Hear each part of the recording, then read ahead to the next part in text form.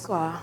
Je suis mademoiselle Daouda Adiabio Cécile. Je suis Nyandré Loutina Christelle. Je suis Elodie Kofi, épouse Savenet. Moi, je m'appelle Sandra Aurélie. Je suis Mato Ouattara, épouse Yao. On se demanderait tranquillement, mais est-ce qu'elle a besoin de briller encore? Qu'est-ce qu'elle fait ici?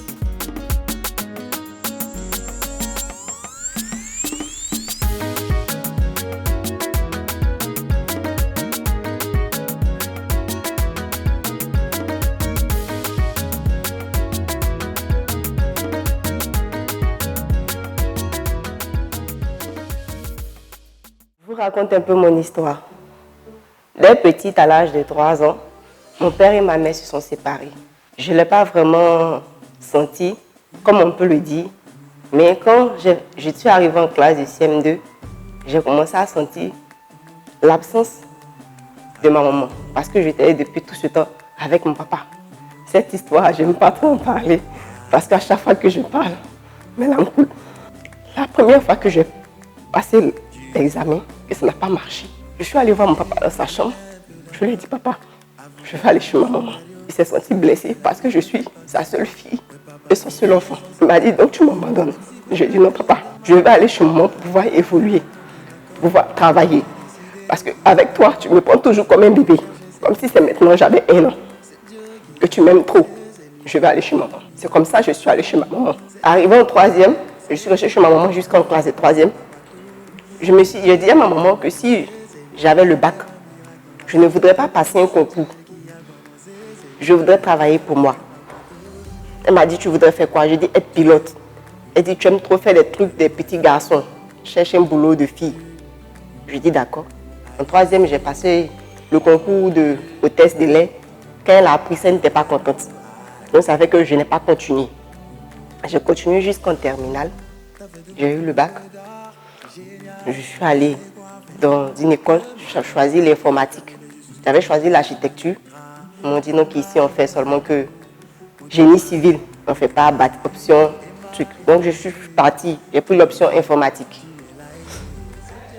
C'est de là que mes idées, on peut dire l'idée a commencé à venir depuis la classe de 3e. Arrivé en terminale, j'ai commencé à avoir plus d'idées. Quand j'étais à l'université en première année de BTS, à chaque moment que je faisais des cours, j'avais de nouvelles idées. Mes amis m'ont nommé la go multiples idées. Donc ça me faisait rigoler. C'est que je trouvais ça un plaisir. J'ai fini mon année de BTS. En mon année de cycle ingénieur, première année de cycle ingénieur, deuxième année de cycle ingénieur, je suis tombée enceinte. Ce qui a fait fâcher mon papa et mon beau-père. Mon beau-père m'a accueilli comme sa fille, comme son aînée, parce que j'étais la première de tous les enfants. Il devait m'offrir un bureau, comme je lui avais dit que je voulais travailler pour moi-même. Il devait m'offrir un bureau après avoir eu mon cycle ingénieur, après le cycle ingénieur. Quand je suis tombée enceinte en deuxième année de cycle ingénieur, il a dit que ce n'était pas la peine, que je l'avais déçu. Ça m'a vraiment découragée. Voir mes 2 papas en train de pleurer. Je suis restée longtemps dans mon coin. Je me demandais si un jour j'allais pouvoir aimer mon fils. Parce qu'à cause de lui, mes pères sont en train de pleurer. Mon papa a pleuré pendant 1 semaine. Mon père adoptif, ça m'a vraiment marqué. Il m'a dit qu'il comptait sur moi. Tout son espoir était sur moi. Il a fait près de des mois sans me parler. J'étais dans la maison et je continuais toujours.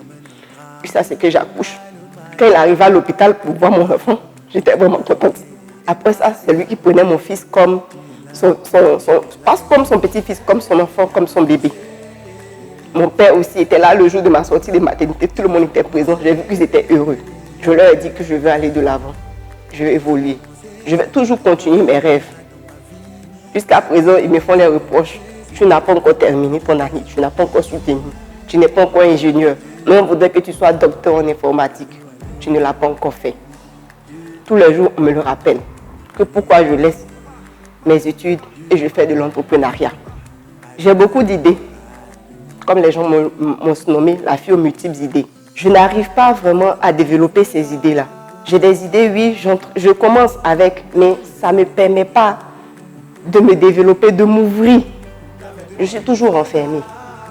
La majorité du temps, je suis toujours entre 4 murs, on peut dire, dans ma chambre, dans mon coin, sur mon ordinateur en train de travailler. Je ne m'ouvre pas. C'est pour cela, quand j'ai vu le programme qui a été lancé. J'ai dit pourquoi ne pas m'inscrire? Peut-être ça va me permettre de m'ouvrir, de pouvoir développer mes idées que j'ai, de pouvoir faire briller ce que j'ai, de pouvoir montrer à mes pères que vraiment, la fille à qui ils ont pensé, cette fille elle est toujours là. Cette fille peut toujours se battre, peut toujours briller. Merci. Mais je viens d'un petit village au fin fond de la Côte d'Ivoire. Je suis née à Komara, dans la sous-préfecture de Satamasoko. Ma mère était paysanne. Elle cultivait des arachides pour pouvoir subvenir à ses besoins. Mais à l'âge de 5 ans et demi, je dirais par une providence divine, le Seigneur me fit faire la rencontre de ma vie. Une grande sœur qui avait réussi à Abidjan, qui passait par là, qui décide de me recueillir. Déjà à 5 ans et demi, je savais ce que je voulais devenir dans la vie. Et je disais à qui voulait l'entendre, moi je vais aller à Abidjan, je vais devenir commis, comme on disait. Et mon cursus scolaire s'en est suivi avec beaucoup de parcours excellents. J'avais gardé dans l'esprit de devenir quelqu'un dans ce pays. Et au fil du temps, au fil des circonstances, les choses naturellement ont dévié. Ça a commencé après que j'ai eu le BPC, je crois. Là, je me retrouve dans un lycée, quelque part à Cocody, avec les enfants de Cocody naturellement. Donc, je commence à avoir un complexe vis-à-vis de ces enfants, ce qui fait que ça oriente mes choix de fréquentation. Et donc là, j'essaie de prouver certaines choses. Et ce qui fait que les choix ont commencé à influencer négativement sur mon rêve de départ. De fil en aiguille, naturellement, lorsque j'obtiens mon baccalauréat, je rentre à l'université, une université privée ici, et j'obtiens la maîtrise. Au sortir de la maîtrise, je devais faire l'école de magistrature. On pourrait dire, mais un avenir vraiment tout à fait bien tracé, qui rentrait dans les sillons de ce que j'avais prévu. Mais patatras, dès que j'ai la maîtrise, à quelques encablures du concours de magistrature, je tombe enceinte. Parce que là, c'était la liberté. Comme je dis, je voulais faire comme les autres. Tout s'est assombri dans ma vie, je pourrais dire. Pas qu'un enfant est un frein ou est une ombre dans la vie d'une femme. Mais à partir de là, j'ai perdu tous mes rêves. Je me suis retrouvée à vivre une vie qui n'était pas la mienne, en étant l'ombre de moi-même, à faire des choix de carrière, de ceci, de cela, qui n'étaient pas forcément ce que je voulais faire de manière naturelle. Parce que là, maintenant, je réagissais face au cours de la vie. Je n'agissais pas selon ce que je voulais devenir. Et ce qui fait qu'aujourd'hui, je suis le résultat, pour ne pas dire la somme de ces contretemps, entre guillemets. Ma fille, c'est un cadeau merveilleux. Mais je me sens limitée. Parce que je sens qu'il y a ce potentiel-là qui est enfoui en moi, qui demande d'être exprimé, qui demande de sortir. Je suis sortie de ce petit village-là, pas pour devenir une fille, une dame, une mère comme les autres. Pas pour être limitée parce que je suis tombée enceinte au moment où il ne fallait peut-être pas. Non. Le rêve qui m'a toujours animée, cette détermination, ce courage qui m'ont toujours rempli, qui m'ont toujours assailli. Je me suis rendu compte que je les ai abandonnés. J'ai laissé tomber, j'ai complètement baissé les bras. Et 5 sur 5 pour briller sonnait comme une lueur d'espoir pour moi. Parce que j'ai reconnu ici l'opportunité pour moi de réveiller ce rêve-là. De réaliser enfin ce à quoi je suis appelée, ce que j'ai toujours voulu devenir. Et de pouvoir montrer aux autres qui sont encore peut-être dans des villages, qui sont des filles mères peut-être, qui se disent que c'est fini pour moi. Parce qu'à un moment de ma vie, un carrefour important de ma vie, j'ai fait ce choix qui fait que je dévie. Je veux pouvoir aujourd'hui, au travers de cette nouvelle chance, je pourrais dire que la vie me donne, à travers ce programme-là, dire à quelqu'un que ce n'est pas encore fini. Tu as peut-être fait un mauvais choix. J'ai fait ce choix-là. Que je suis en train de payer cash. Mais le temps des remords, le temps des si j'avais, si, pourquoi, si, il doit être terminé. Je ne peux pas rester dans les et si, pourquoi, et si, et pourquoi, et pourquoi. j'ai compris qu'il faut que j'aille de l'avant. Je peux le faire, je peux le devenir. Cette fameuse femme commis, cette femme-là qui doit briller, je peux le devenir. Je vais raconter mon histoire aujourd'hui. J'ai perdu ma mère lorsque j'avais 5 ans. Et après, j'étais chez l'une de mes grands-mères dans un village de Gagnoa. Après ça, je suis venue à Yopougon en 2007. De 2007, mon père est venu me récupérer à Yopougon. De là, je suis allée chez mon père à Bobo. C'est là que j'ai commencé à faire la classe de CP1, jusqu'à ce que la crise arrive. J'étais chez mon papa pendant la crise. Après la crise, c'était vraiment difficile.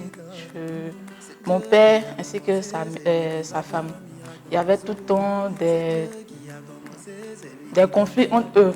C'est ainsi que je suis retenue encore à Gagnoa en 2015. Là, j'étais en classe de 4e. J'ai commencé à fréquenter à Gagnoa. Et en allant en 3e, j'ai pris une grossesse.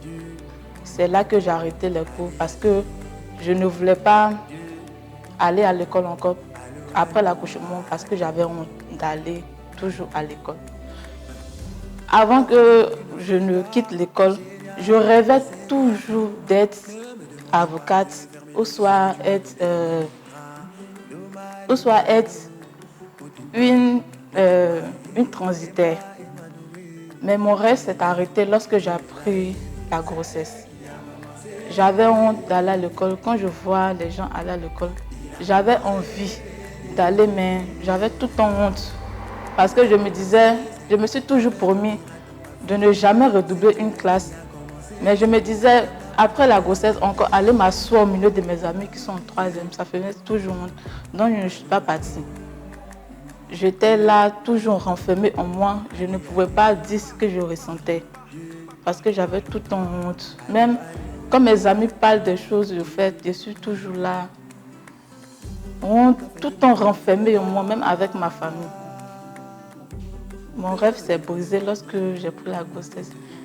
Mais quand j'ai vu la publication de 5 sur 5 sur Facebook, j'ai dit c'est l'occasion de me jeter dedans et de me mettre dedans ainsi que de me confier aux autres, de m'ouvrir à cette formation, de m'ouvrir à cette chose ainsi que pour améliorer encore mon existence quoi, et puis pour briller dans 5 sur 5.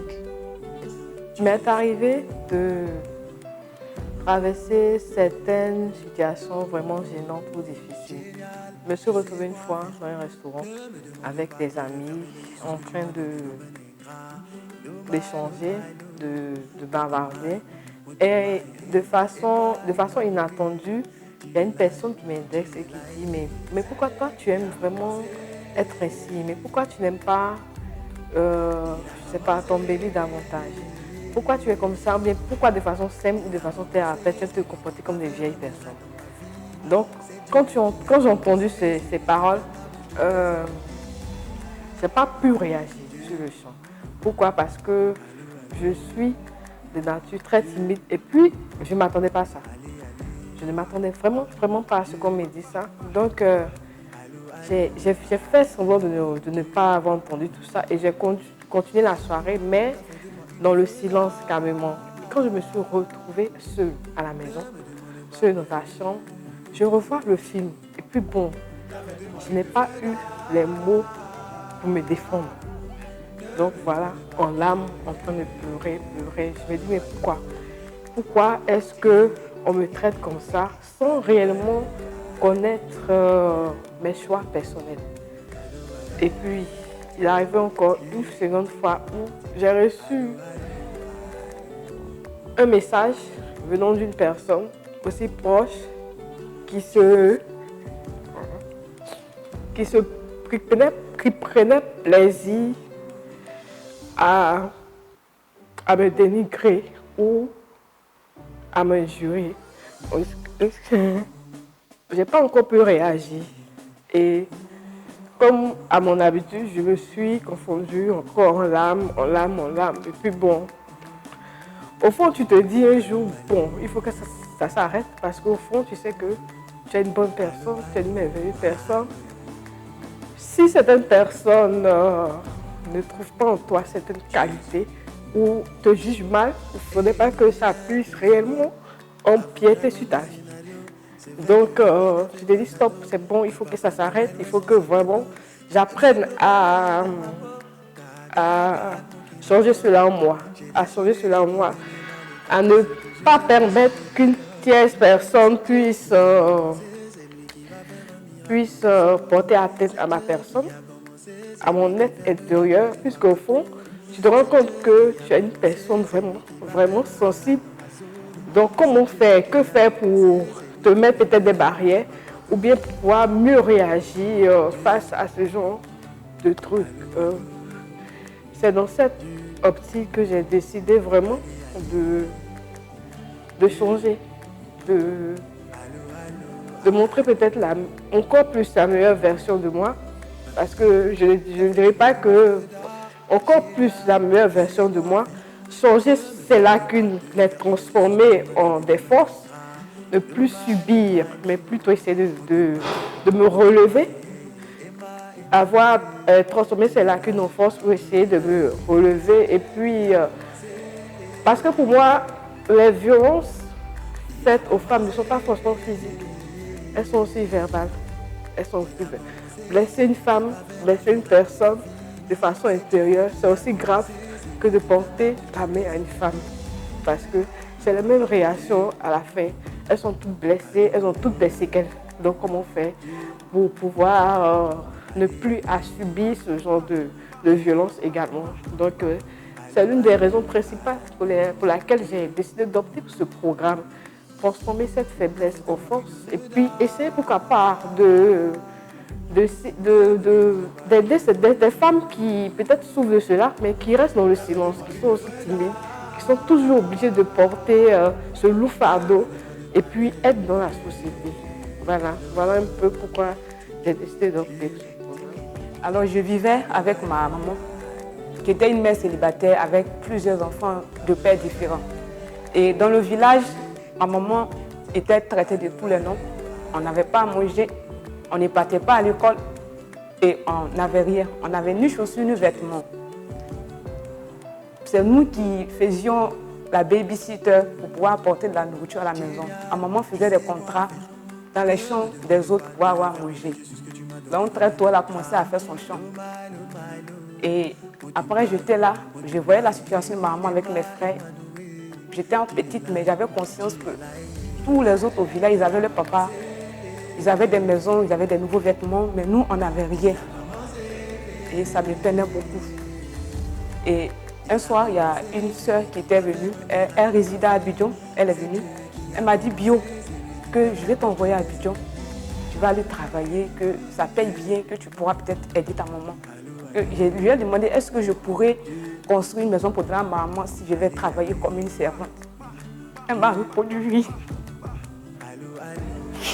Et je suis partie à Abidjan.